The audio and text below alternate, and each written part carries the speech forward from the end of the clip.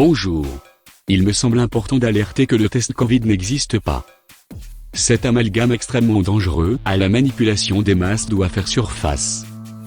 Covid, comme ils l'ont appelé, est la maladie provoquée par un coronavirus, parmi 12 ou 14 souches différentes. SARS-CoV-2, acronyme anglais de Severe Acute Respiratory Syndrome Coronavirus 2, est le sigle du coronavirus 2 du syndrome respiratoire aigu sévère. Il est parfois partiellement francisé en SARS-CoV-22. Simultanément, l'OMS donne à la maladie liée au virus le nom officiel de maladie à coronavirus 2019, Covid-19. Donc l'OMS prétend que la maladie issue de ce corona se nomme Covid-19. Si la maladie se nomme Covid-19, il n'existe aucun test Covid, car on ne teste pas une maladie, mais le virus qui provoque cette maladie.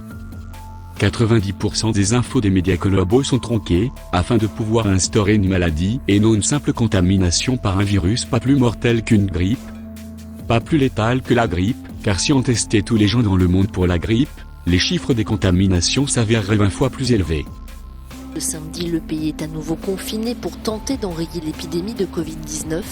L'amalgame consiste à vous faire croire à une mortalité sous la pression des chiffres de la peur, de même à vous éduquer l'obéissance aux dérives judiciaires et aux pressions de dictats au nom de la sécurité sanitaire.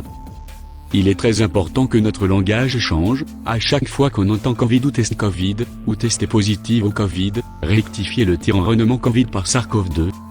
Car la programmation à la maladie se fait par le biais des médias et non par la contamination elle-même.